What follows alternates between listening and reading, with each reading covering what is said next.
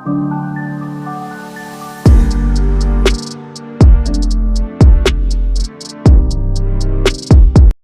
में धूप तो होगी, चल सको तो चलो।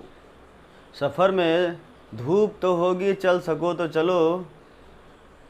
इस बड़ी भीड़ से तुम भी निकल सको तो चलो। बातचीत कर रहे थे हम लोग वेदांग की, और वेदांगों में हम लोग पिछले 2 लेक्चर में 2 वेदांग पढ़ चुके हैं। बातचीत चल रही थी वेदांग की।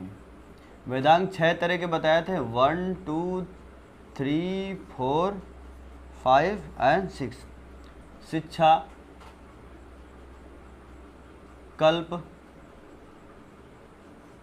निरुक्त, व्याकरण, ज्योतिष और छंद। और इन 2 की बात मैं पिछले 2 लेक्चर में कर चुका हूँ। कल्प में तो पूरे विवाह संस्कार जो थे इनकी बातचीत कर चुके थे। अब बातचीत करेंगे हम लोग किसकी? निरुक्त की बातचीत करेंगे, व्याकरण की बात करेंगे, ज्योतिष की बातचीत करेंगे और छंद की बातचीत करेंगे। तो निरुक्त की जो बातचीत शिक्षा की हो गई, कल्प की हो गई, निरुक्त की बातचीत करते हैं। तो निरुक्त में क्या है? वेदों को समझने के लिए जो शब्दों की व्युत्पत्ति होती है, शब्दों की व्युत्पत्ति। निरुक्त क्या है? निरुक्त एक ऐसा वेदांग है जिसमें शब्दों की व्युत्पत्ति के संबंध में जानकारी मिलती है। व्याकरण क्या है? व्याकरण भाषा को परिमार्जित करता है, भाषा विज्ञान से संबंधित होता है, भाषा विज्ञान से संबंधित होता है। और भाषा को समझने के लिए व्याकरण की जरूरत पड़ी, व्याकरण की रचना की गई। और इनमें जो सबसे प्रमुख ग्रंथ हैं उनमें से जो एक आता है पाणिनि का अष्टाध्यायी, मोस्ट इंपॉर्टेंट। ये क्या है? व्याकरण से संबंधित ग्रंथ है।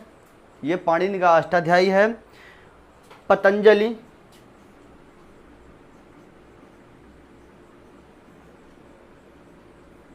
पतंजलि का महाभाष्य,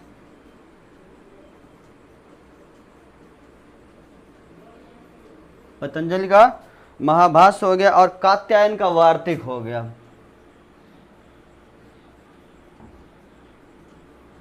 ये व्याकरण संबंधित ग्रंथ हैं। जी मोस्ट इंपॉर्टेंट है, ये हमेशा पूछे जाते हैं, तीनों पूछे जाते हैं, लेकिन ये पाणिनि का अष्टाध्यायी है, थोड़ा ज़्यादा इंपॉर्टेंट है, बहुत ज़्यादा बार पूछा गया है और चांसेस भी अगली परीक्षाओं में आने के बहुत ज़्यादा मोस्ट इंपॉर्टेंट चांसेस हैं। और ज्योतिष की बातचीत करते हैं तो ज्योतिष समझ रहे हैं आप, ग्रह नक्षत्रों से संबंधित है। किससे? ग्रह नक्षत्र से संबंधित है। और इसमें जो सबसे मोस्ट इंपॉर्टेंट ग्रंथ है, एक मुनि थे भारत के, कौन से? लगध मुनि। तो लगध मुनि का एक ग्रंथ है, कौन सा? वेदांग ज्योतिष।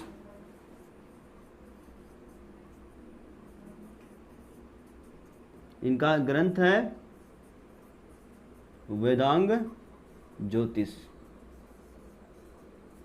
यह ज्योतिष विज्ञान के संबंध में, ज्योतिष शास्त्र के संबंध में पहला ग्रंथ माना जाता है लगध मुनि का वेदांग ज्योतिष। और छंद क्या है? जब साहित्य की रचना होती है या काव्य की रचना होती है या उस समय का लिटरेचर जो था उसकी रचना की गई थी, तो शब्दों को किस तरह से पदबंध किया जाए, किस तरह से उनको पिरोया जाए, उसको समझने के लिए छंद की जरूरत पड़ी। तो इसको सामान्य तौर पर लिख सकते हैं कि ये छंदबद्ध में सूत्रबद्ध करना। ये एक सिंपल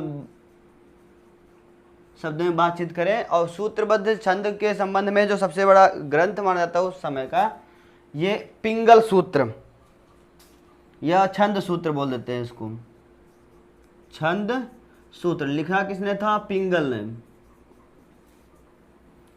तो ये हमारे वेदांग हो गए, शिक्षा, कल्प, निरुक्त, व्याकरण, ज्योतिष, छंद हो गया। निरुक्त में क्या है? शब्दों की व्युत्पत्ति के संबंध में जानकारी मिलती है। व्याकरण क्या है? भाषा का विज्ञान है, भाषा किस प्रकार से इस्तेमाल की जानी है उसका संबंध किया जाता है। और व्याकरण के ज्ञाता को वैयाकरण बोलते हैं। इसके ज्ञाता को क्या बोलते हैं? वैयाकरण बोलते हैं। तो वैयाकरण ये मुख्य है।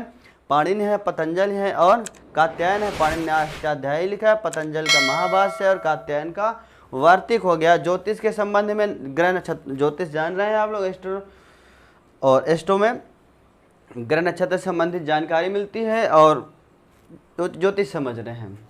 लगध मुनि का वेदांग ज्योतिष, ये पहला ज्योतिष का एक ग्रंथ माना जाता है। और छंद की बातचीत करें, छंद क्या होते हैं? शब्दों को, पदों को किस तरह से पंक्तिबद्ध करना है उसकी जानकारी छंद से मिलती है।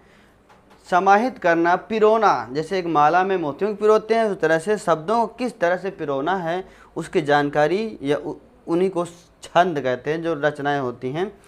इनको सूत्रबद्ध करना कहने का मतलब है। और पिंगल का छंद सूत्र इसमें प्रमुख है। तो ये हो गए हमारे वेदांग। आई होप समझ में आ गया होगा। ये दो समझने के लिए पिछले लेक्चर को आप देख सकते हैं। तो अभी ये टॉपिक समाप्त हुआ और लाइक शेयर सब्सक्राइब कर दीजिए। पढ़ते रहिए, बढ़ते रहिए। आप प्रदीप भव।